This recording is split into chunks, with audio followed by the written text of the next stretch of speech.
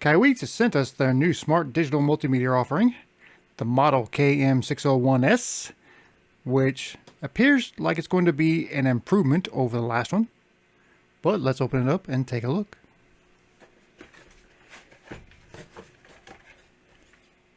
You have the manual, we have good packaging. So the big thing that popped out to me when I first got offered to review this was this right here.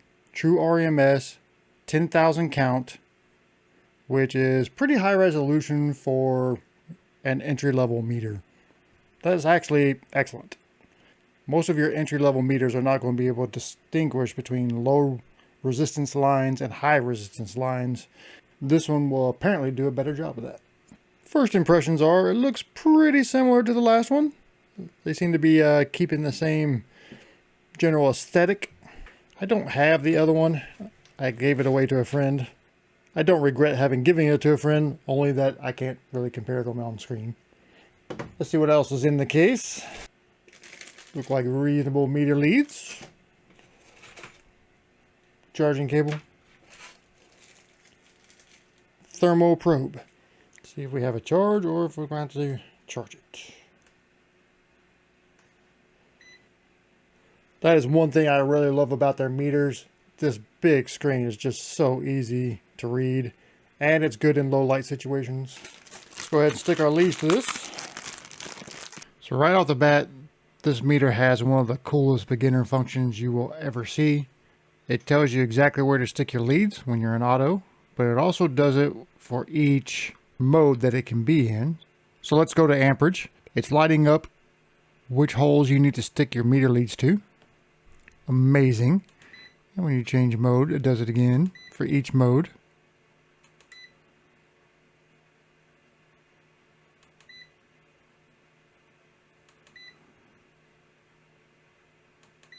Most of the time it's going to be the common input until you get into amps and milliamps. But that is a great beginner feature. It's not real intuitive where you need to stick your meter leads for each mode. Great job, Kaiweets. Put our black in common, red in input. This is where you charge at. They have thoughtfully covered it. Power button. Other than that, not a whole lot else going on. There is a light on the back that you can use in low light situations. I always thought of this as a great meter for working in like a server cabinet. Thumb through the functions here. All the functions are on this wheel here. So currently in auto. Now we are in current. Amps, milliamps. I'm not really sure what NCV live is. We'll have to look that up. Temperature. Frequency. Millivolts. Capacitor. Diode. Continuity. Resistance. Voltage. Let's open up the manual and see what all we got here as far as options. Press button to select functions. Press button more than 2 seconds to turn on and off flashlight. Okay. Let's see our flashlight. Okay, there's our flashlight. Range. Press button once to manual range mode. Press and hold button for about 2 seconds to return to auto ranging.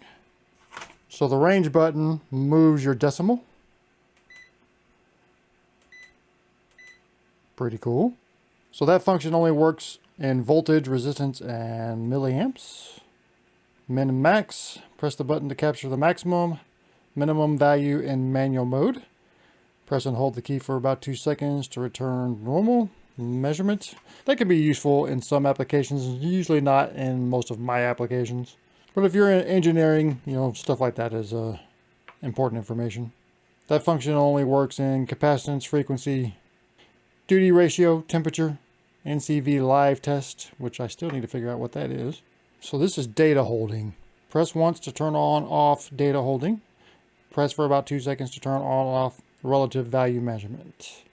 Data hold function is invalid in MVC live test. Relative value measurements is only valid for voltage, current, and capacitance. In relative value measurement, the meter will enter a manual range mode. Again, something very useful, I would think, in engineering, not so much in repair and troubleshooting. Okay, so NCV is non-contact AC voltage detection. So this is one of those meters you can put up next to a power line and it will tell you if that power line is hot. It basically has one of these built into it, which is very useful if you're working with possibly hot lines and you need to know if those lines are hot. The voltages I work with would normally not kill you, but the voltages that is made for will definitely kill you. Here in America anyway. Now a lot of the testing I do is in continuity mode, and having a low latency continuity mode is a very good thing. So let's check that out and make sure it's responsive. That's pretty responsive. That's very good actually. The last thing you want is a laggy continuity response when you're testing. It can really mess with your measurements. Now, why is it that I say that having a higher resolution meter is good? Well, because if you go to any forum or Facebook group or something like that that is dedicated to repair, you will see these questions pop up regularly where they have pulled out their multimeter, but they're not very experienced with the multimeter. And they will go like this on a line in continuity. And they will ask, should this area be short? This is what they call a low resistance line. It's usually associated with something like an APU or a GPU. That type of circuitry is typically low resistance. And there's generally no multimeter in continuity mode with the resolution to detect that it's low resistance rather than short. So yeah, the range does not work in continuity mode on this. So it's always good to test a questionable shorted line in resistance, and it's always good to have a meter that can test in low resistance.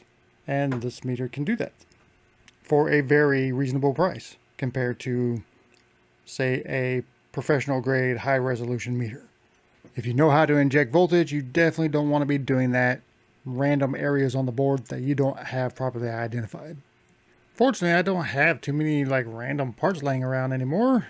I purged a lot during the move, and I don't have any of my engineer friends around anymore. They're all still in Colorado, so I don't have any access to decade boxes or anything like that like I had for the last video. But I do have this 50K pot, so let's give it a try and see how accurate we are. The tolerance of this pot is probably looking at 5 or 10%. I'm just slowly go up, let it auto range.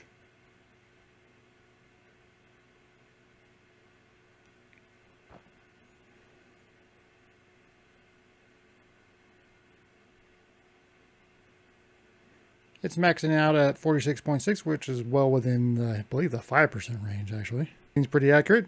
Seems pretty responsive. I think there's a little bit of lag there, but it's not a lot. If you're wanting to get like a live increment by increment measurement, you probably need to use an analog anyway. It's always good to keep at least one analog on hand. Let's play with the temperature probe. See what I am measuring right now. Apparently I'm about 94 degrees. I wouldn't go to the doctor based on this. So my iron is claiming to be 420 degrees. Let's see what it says on our meter. Showing about 518 degrees. The iron does have the capability of pouring more power on when it is detecting that it's on ground. So it may be doing a little bit of that. And it could just be a general inaccuracy of these probes.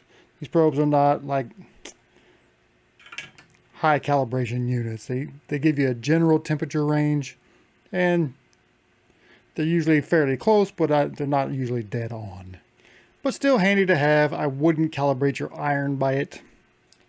Another item you'll find yourself testing quite often is power supplies. In this case, that one is working.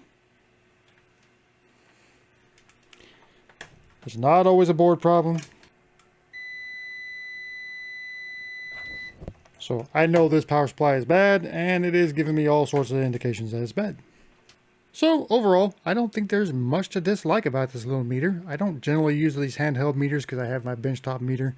But if you're looking for an entry-level, high-resolution, very capable meter, this is a great option, and the price range is very nice. At this point, if you're just doing repair and general technician type work, I don't see a whole lot of reason to jump out and buy like an expensive fluke. So that's the Kaiweets KM601S. I want to thank Kaiweets for sending over the multimeter, and I want to wish you all a Merry Christmas and a blessed New Year, and we'll see you next year.